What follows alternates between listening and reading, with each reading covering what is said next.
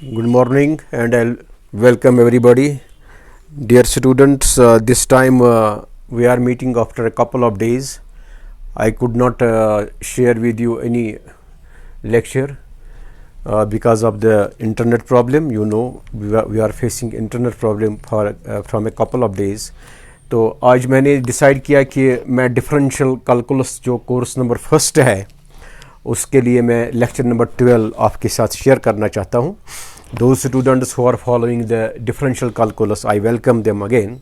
ये मैं ले रहा हूँ इस वक्त पार्शियल डिफरेंशिएशन में स्टार्ट कर रहा हूँ. इससे पहले हमने सक्सेसिव डिफरेंशिएशन किया था. सक्सेसिव डिफरेंशिएशन में हमने लेबनीज़ थ्योरम आपके साथ डिस्कस किया था और लेबनीज़ थ्योरम का हमने किया था एप्लीकेशंस भी हुए थे लेबनीज़ थ्योरम में. मैक्सिमम एप्लीकेशंस आप में से कुछ स्टूडेंटों ने मुझे पोस्ट किए थे कुछ क्वेश्चंस, उनका भी मैंने जवाब दिया. तो मुझे अब लग रहा है तो वो काफ़ी हुआ उस पर. तो अब हम थोड़ा पार्शियल डिफरेंशिएशन जो है इसका इंट्रोडक्शन आज हम देते हैं. पार्शियल डिफरेंशिएशन का इंट्रोडक्शन. तो यहाँ पे मैं सबसे पहले आपसे को यहाँ पे पार्शियल डिफरेंशिएशन जो है पार्शियल डिफरेंशिएशन का इंट्रोडक्शन मैं आपको देता हूँ.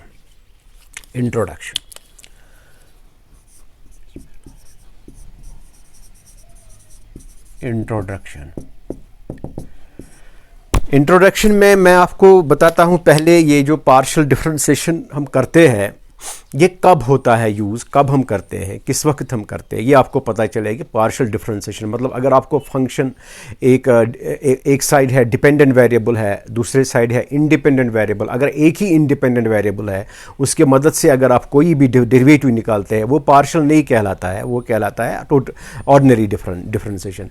अगर आपको कोई भी फंक्शन है, कोई भी डिपेंडेंट वेरिएबल है, फंक्शन ऑफ सेवरल वेरिएबल्स अगर है, function of several independent variables, जब हम वहाँ निकालते हैं partial derivative differentiation of that dependent variable with respect to any one of the variables keeping all other variables constant, तो वही कहलाता है पार्शियल डेरिवेटिव. अब देखिए सबसे पहले मैं लेता हूँ, वी नो अगर हमारे पास है y is equal to f x. What is this y is equal to f x? It is a function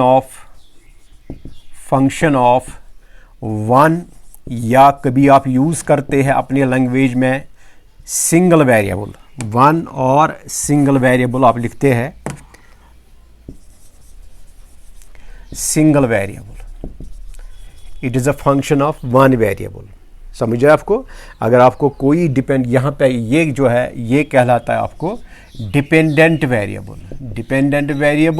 ये x जो है इट इज़ इंडिपेंडेंट वेरिएबल.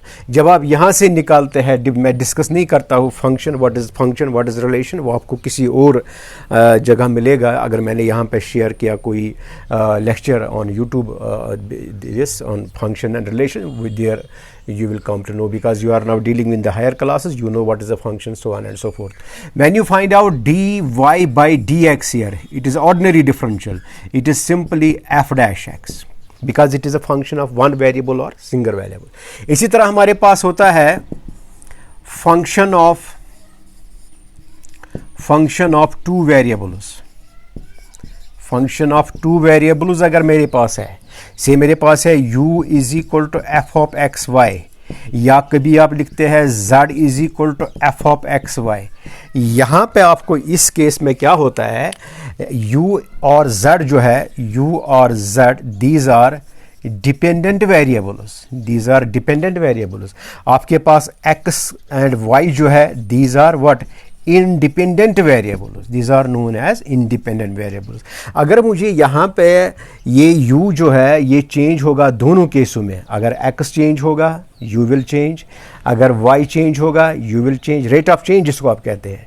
अगर दोनों भी चेंज होगा उस वक्त भी हम निकालते हैं. हाँ, अब एक चीज़ है, अगर ये x चेंज हुआ, y रहा साइलेंट, y रहा at first, it is at first at y, it does not change at y, it changes with only with respect to x, वही कहलाता है partial derivative of u with respect to x. इसी तरह अगर z में ऐसा है, z आपका डिपेंडेंट वेरिएबल है, इसका इंडिपेंडेंट वेरिएबल है x एंड y, अगर आपका x यहाँ पे y चेंज हो रहा है, x रहता है कांस्टेंट, आप उस वक्त निकालेंगे partial derivative of z with respect to y. इसी तरह अगर आपको है, अगर आपके पास है फंक्शन ऑफ 3 वेरिएबल्स भी इसी तरह है आपको। z is equal to F of, या आप लिखेंगे v is equal to F of x Y z. यहाँ आपको एक्स वाई जेड जो है ये आपका इंडिपेंडेंट वेरिएबल है, और v जो है ये डिपेंड करता है, ये डिपेंडेंट वेरिएबल है।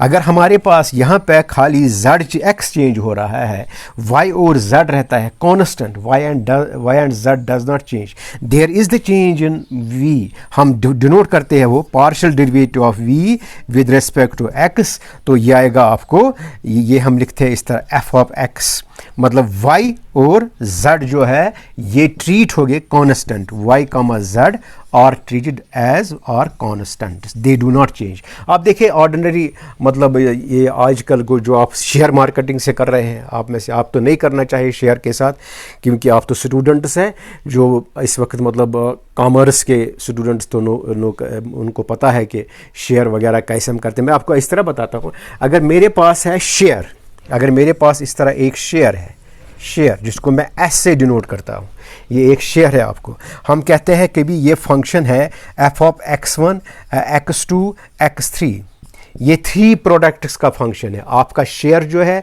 ये डिपेंड करता है 3 प्रोडक्ट्स पे। अगर 3 में से कोई भी एक चेंज हुआ, 3 प्रोडक्ट्स में से कोई भी एक चेंज हुआ, 2 रहे कांस्टेंट, 2 रहे साइलेंट, 2 चेंज नहीं होते, आपका शेयर जो है इसका चेंज आएगा।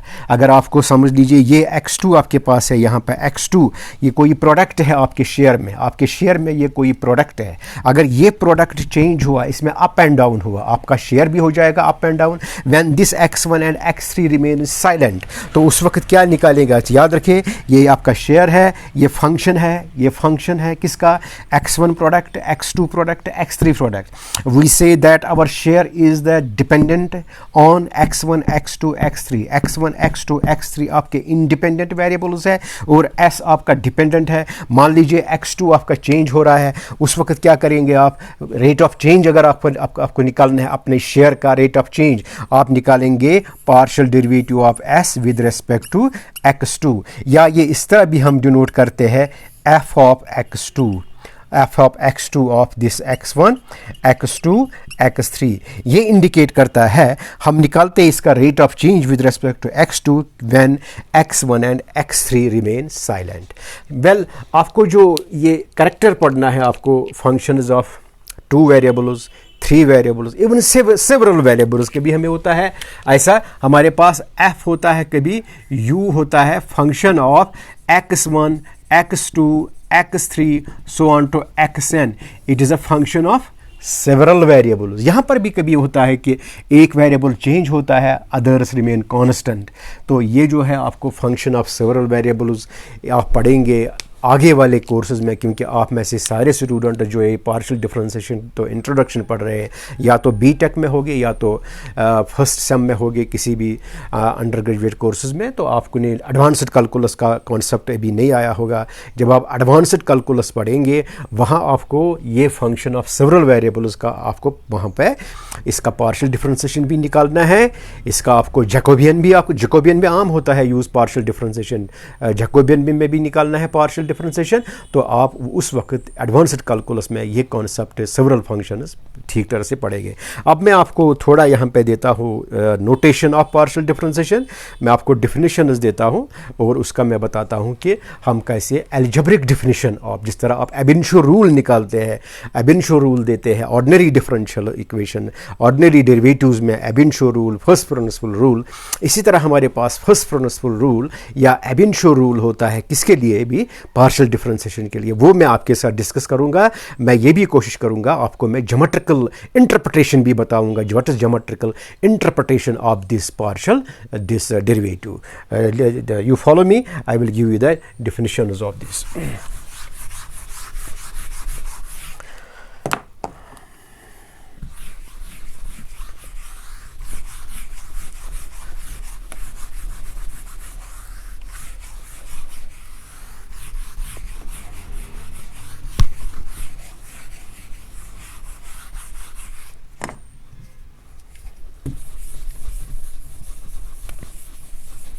Well, we will first take now this this is first order partial derivatives. इसका मैं बताता हूँ आपको नोटेशंस एंड अलजेब्रिक डेफिनेशन क्या है इसकी,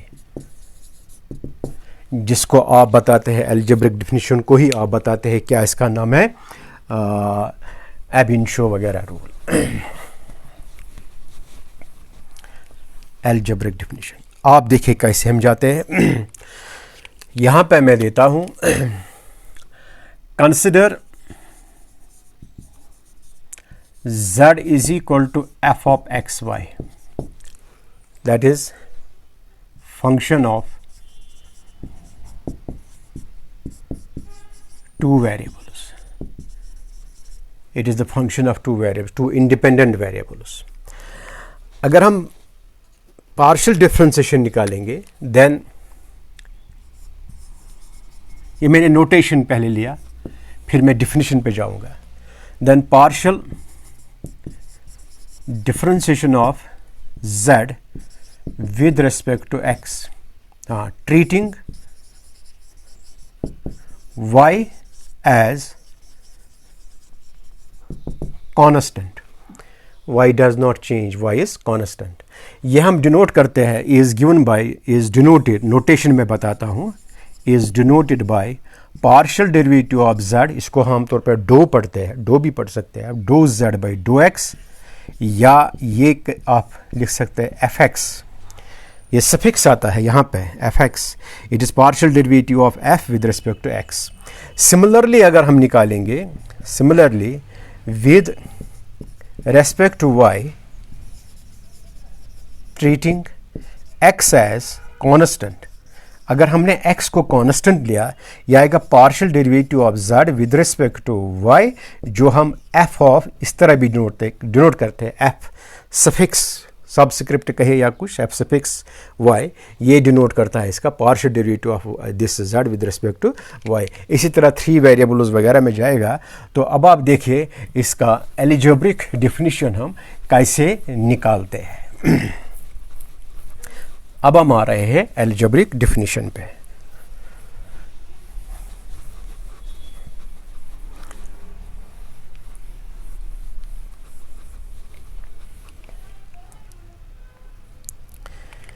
यह आपका अलजेब्रिक डेफिनेशन जा रहा है.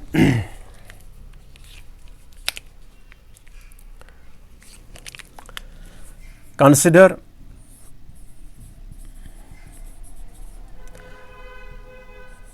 z is equal to f of xy, then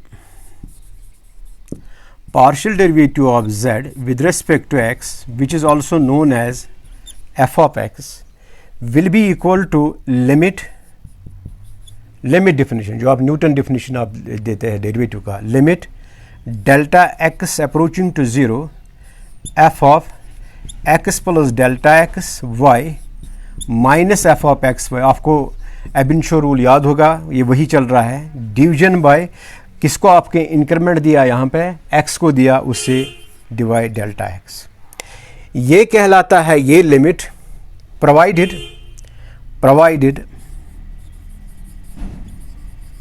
the right side, that is this limit, exists, it should exists and is finite, and it should be what, finite. ये limit जो मैं कह रहा हूँ यहाँ पे विद रिस्पेक्ट टू एक्स मैंने लिया, ट्रीटिंग वाई एज कॉन्स्टेंट, ये लिमिट जो है, ये लिमिट जब एग्जिस्ट होगा, ये ज़रूरी नहीं यहाँ पे डेल्टा एक्स, कभी हम देते हैं h tending to zero f of, जो आप लोअर क्लासेस में करते हैं 12th में, limit h tending to zero f of x plus h y minus F of x y by h, या डेल्टा एक्स के बजाय दीजिए आप कैपिटल डेल्टा एक्स भी, वो भी चलेगा. अगर ये जब ये कहता है कि एब इनिशियो डेफिनेशन इसकी पार्शियल डिफरेंशिएशन का, हमने वाई को ट्रीट किया कांस्टेंट और y is at first, prove that then the provided it is provided the right side right side limit, the right side limit, the right side limit exists का मतलब it should exist there and exist के साथ साथ होना चाहिए finite. If it is infinity, then we say that partial derivative does not exist. Similarly, अगर हम निकालेंगे यहाँ पर similarly partial derivative of z with respect to y अगर हमें निकालना है, जो हम डिनोट करते हैं f of y से, यह आप लिखेंगे it is limit delta y approaching to 0, it is f of x silent, f is constant, y तो चेंज हो रहा है, y plus delta y minus यहाँ पर f ऑफ एक्स वाई, वही चीज़ जो आप करते हैं दिस अब इनिशियो रूल में, लेकिन वहाँ पे यहाँ पे फंक्शन ऑफ टू वेरिएबल नहीं होता है, वहाँ फंक्शन ऑफ एक ही वेरिएबल होता है, डिवीजन बाय डेल्टा y. ये है इसका derivative with respect to y when we treat x as constant. यहाँ हम लिखते हैं provided limit is finite, limit exists and this limit is finite. हाँ, ये है आपको अब इनिशियो रूल. अगर आपको कभी होगा आप फंक्शन ऑफ सेवरल वेरिएबल्स, उसमें भी आप दे सकते हैं. देखो फंक्शन ऑफ सेवरल वेरिएबल्स अगर मेरे पास है,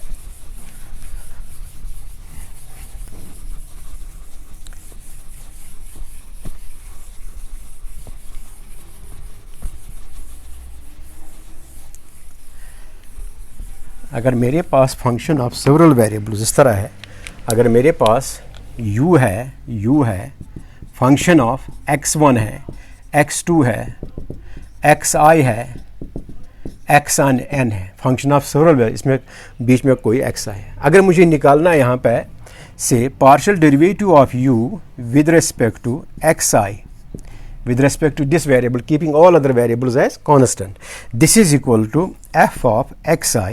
क्या देगा हमें? Let us write limit hi tends to 0. This will be f of x1, x2, xi plus hi, xn minus f of x1, x2, xn by hi. इसको हमने दिया इंक्रीमेंट, जिसके मदद से आप इसका डेरिवेटिव निकालना चाहते हैं, keeping all other derivatives as constant. हाँ, अगर अब आपको किसी पॉइंट पे निकालना है पार्शियल डेरिवेटिव, से पॉइंट ए बी पे निकालना है, उस वक्त हम कैसे जाएंगे? उस वक्त देखिए क्या हम करते हैं.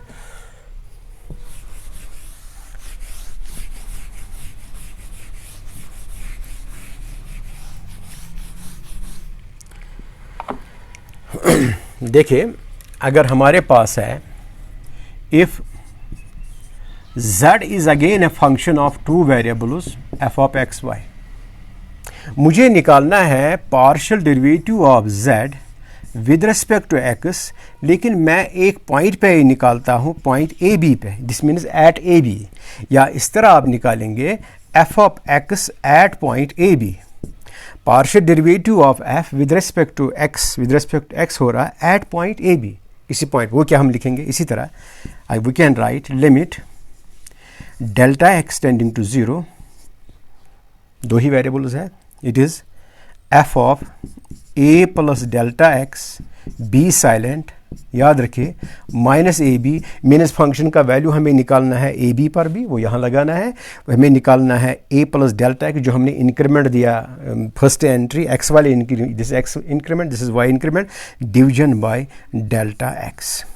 हाँ, अगर आप एडवांस्ड कैलकुलस में ये चीज़ पढ़ेंगे, वहाँ हम आम तौर पे इस तरह यूज़ करते हैं, वहाँ हम इस तरह लेते हैं, वहाँ इस तरह हम लेते हैं, और we write limit h tends to 0 f of a plus h b minus f of a b by h. वहाँ आम तौर पे इस तरह भी हम लिखते हैं. Similarly you have partial derivative of z with respect to y at A B, जो हम डिनोट करते हैं f of y a b से b, f of y a b, वो हम लिखेंगे इस हिसाब से, limit, let us take k tending to small k tends to 0, it is constant at a वो इसी तरह लिखेंगे, लेकिन हम विद रिस्पेक्ट टू वाई निकालते हैं। वाई आपका सेकंड ऑर्डर है यहाँ पे। We write here B plus K minus F of A B by K. This is how we find out the partial derivative at a certain point. At a certain point यहाँ पे मैंने निकाला at a b, तो यहाँ with respect to x आएगा, a में change है। यहाँ मैंने निकाला विद रिस्पेक्ट टू y, तो at same point a b, a रहेगा यहाँ पे साइलेंट, तो यहाँ पे b प्लस k आएगा इसकी जगह, तो by k। This is how we find out the partial derivative. अब हम क्या कहेंगे इन जनरल, अगर हमारे पास z है फंक्शन ऑफ वन और मोर इंडिपेंडेंट वेरिएबल्स, तो पार्शियल डेरिवेटिव क्या होता है actually with respect to any variable? Actually ये होता है ऑर्डिनरी डिफरेंशियल, इसमें कोई खास बात नहीं है। ये ऑर्डिनरी डिफरेंशियल ही हम निकालते हैं, keeping all other this independent variables as constants. I will write it conclusion. इस जो मैंने आपका इंट्रोडक्शन दिया, इसका कंक्लूजन मैं लिखता हूँ।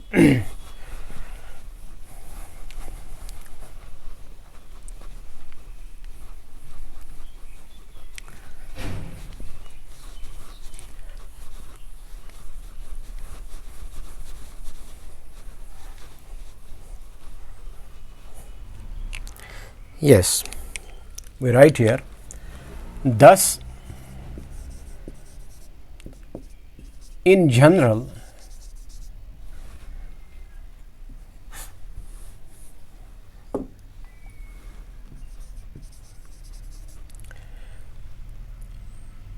if z is the function of one or more independent variables, z is any function of one or more independent variables, then partial derivative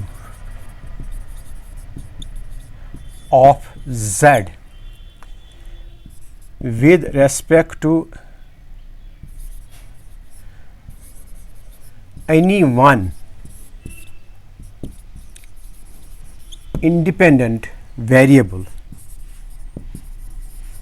is actually what? Is the ordinary derivative. It is actually ordinary derivative of z with respect to that variable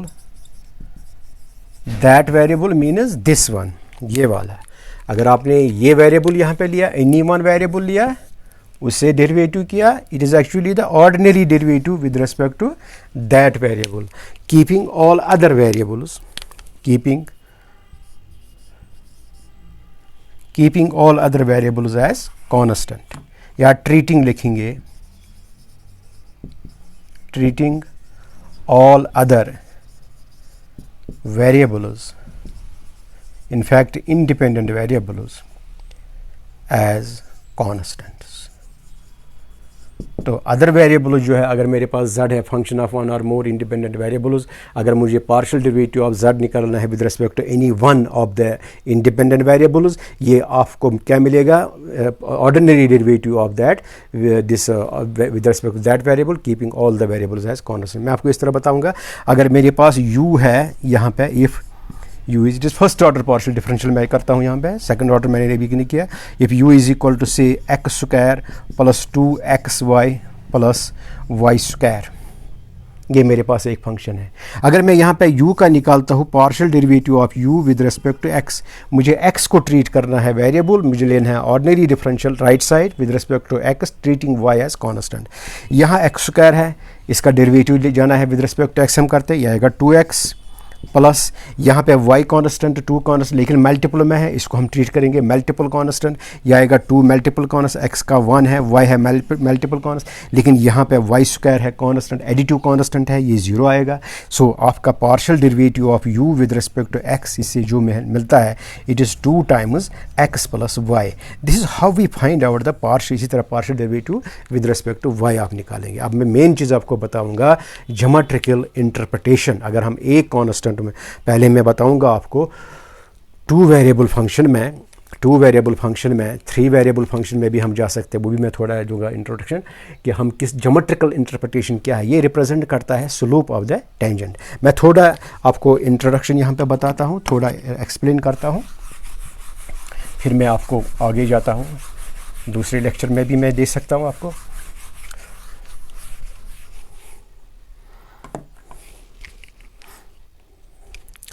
आप मान लीजिए अगर ये मेरे पास है x axis y 3D x axis, यहाँ मैं लेता हूँ z is equal to F of x Y. It is a function of what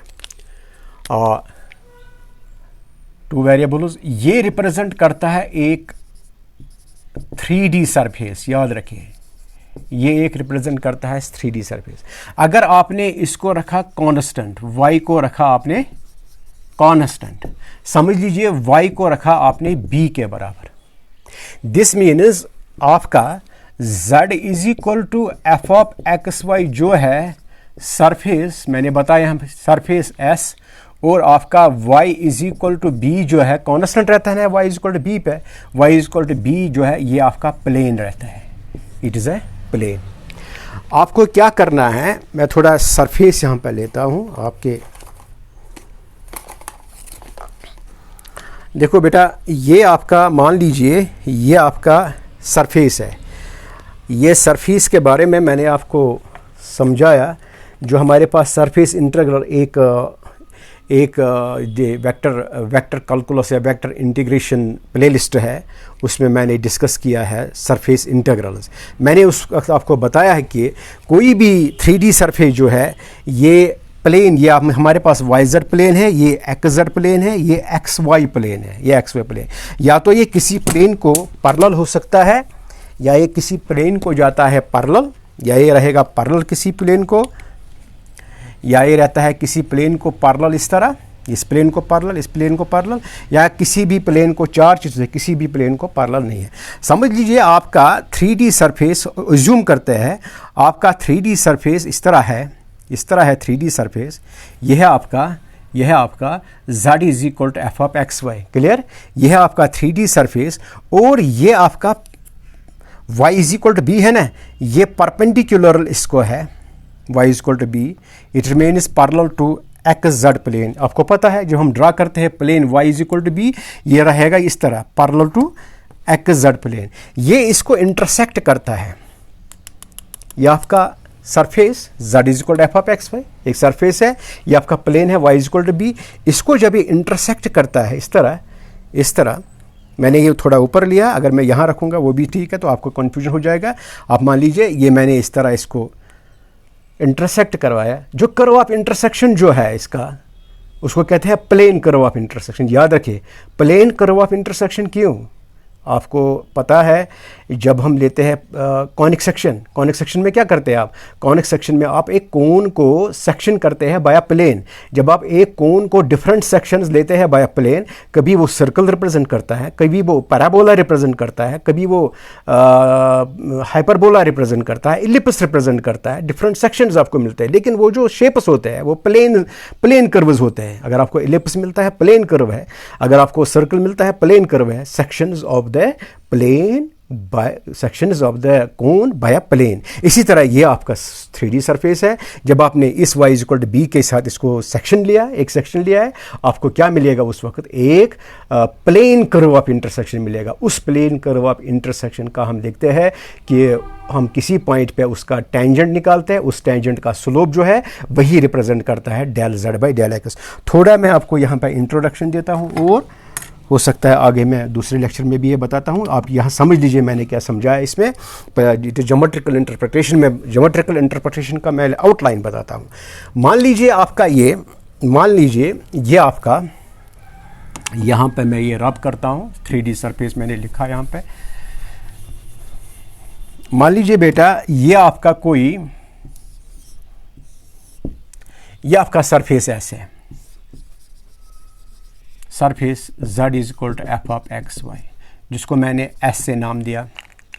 वो प्लेन जो मैंने आपको बताया, ये plane y is equal to B, y इस साइड है, याद रखिएगा y इस साइड है, y is equal to B, ये है आपका y is equal to B, ये आपको इंटरसेक्ट करता है इस तरह।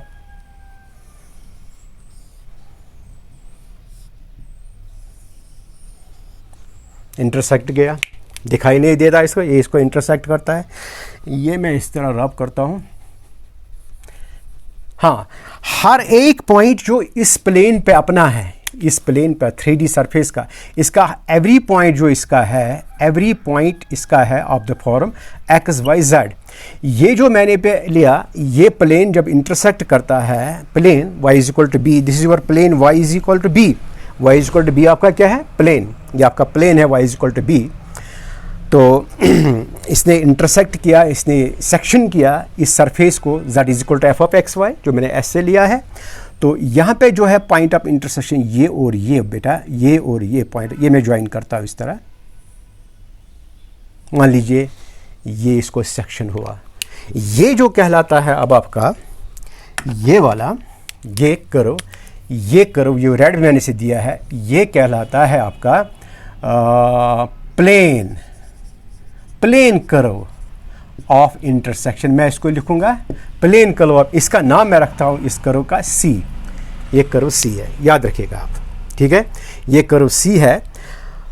तो फिर मैं इसमें क्या करूंगा, यहां पे मैं इस तरह दो पॉइंट्स लेता हूं, यहां पे एक पॉइंट लेता हूं P, यहां पे दूसरा पॉइंट लेता हूं Q। ओके, इस पॉइंट से मैं एक, याद रखिए ये सरफेस और प्लेन का काम अब हुआ, इसने इंटरसेक्ट किया, एक कर्व फॉर्म किया। जब ये इंटरसेक्ट हो गए, उसी तरीके से जिस तरह आप एक प्लेन से कट करते हैं एक क्या इसको कहते हैं, कोन को, एक कोन को कट करते हैं, फिर आपको एक शेप मिलती है, एक कर्व मिलती है। आपको ऐसे कर्व मिला, इस पे आपने दो पॉइंट्स लिए यहाँ पे मैं ये ज्वाइन करता हूँ, जिसको आप कहते हैं सीकेंट या कॉर्ड। चलो मैं सीकेंट ही लेता हूँ इस तरह, ये है इसका सीकेंट, ये इसका सीकेंट बना। ओके, तो ये पॉइंट मैं लेता हूँ इस तरह, ये मैं ज्वाइन करता हूँ यहाँ पे P पे, ये पॉइंट यहाँ पे, ये यहाँ पे करेंगे,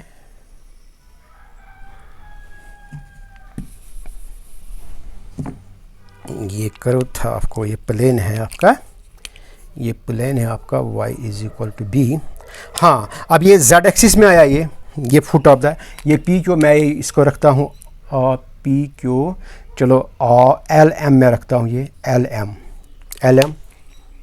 एम।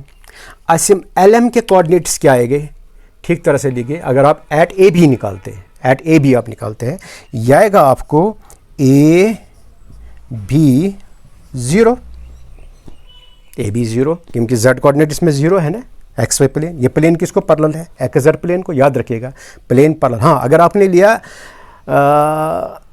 कांस्टेंट x लिया, x is equal to A पे रखा constant, mathematically we say it is at first x is equal to A, फिर आप क्या करेंगे, आप इसको चेंज कीजिए, यहाँ पे ये रखिए एक्स वाई जेड, या यहाँ से लीजिए आप, यहाँ से आप ड्रा करेंगे इसी तरह।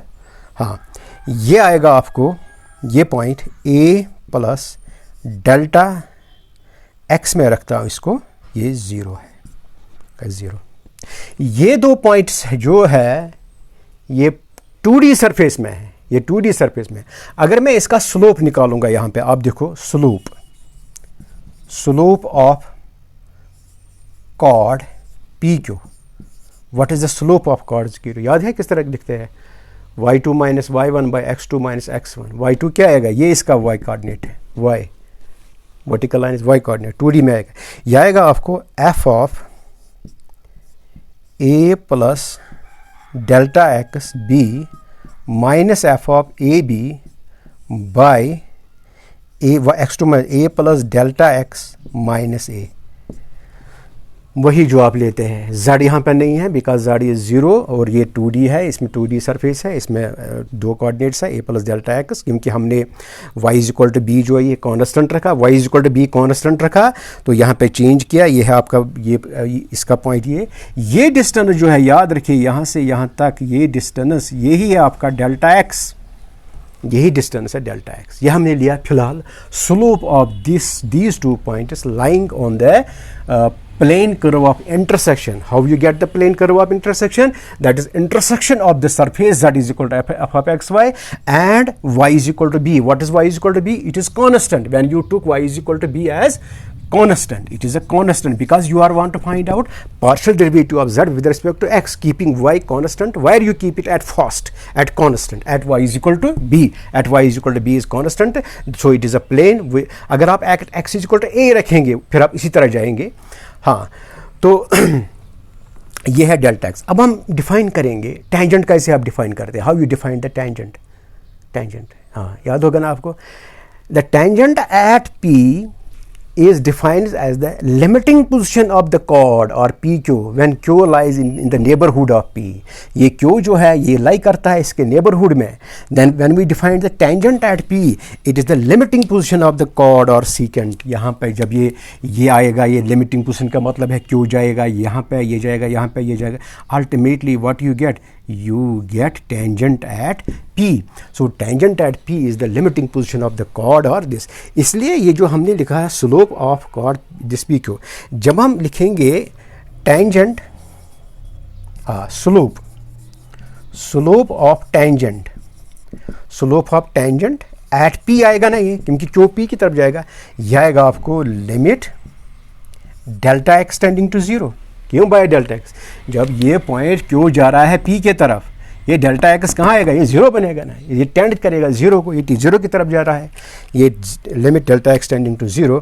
This is f of a plus delta X B minus f of A B by delta X. So what is this and what is this? What is this thing?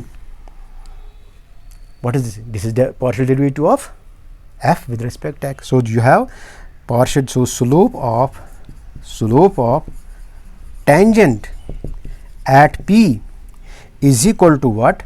It is partial derivative of z with respect to x, which is equal to f of x at AB. f of x at AB. समझ आया आपको? ये definition हमने दिया था ना algebraic definition में। अब हमने देखा कि ये कैसे हम निकालते हैं।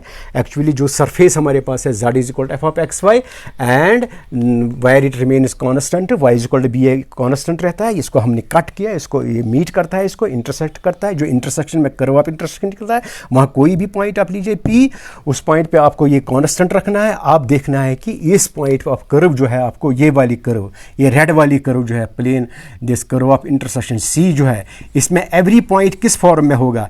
इसमें एवरी पॉइंट होगा, इसका पॉइंट होगा आप एक्स बी कांस्टेंट है, ये एक्स बी जेड आप लिखे, ये कांस्टेंट रहता है इसमें। ओके, तो ये मैंने दिया आपको geometrical significance of first order partial derivative क्या है।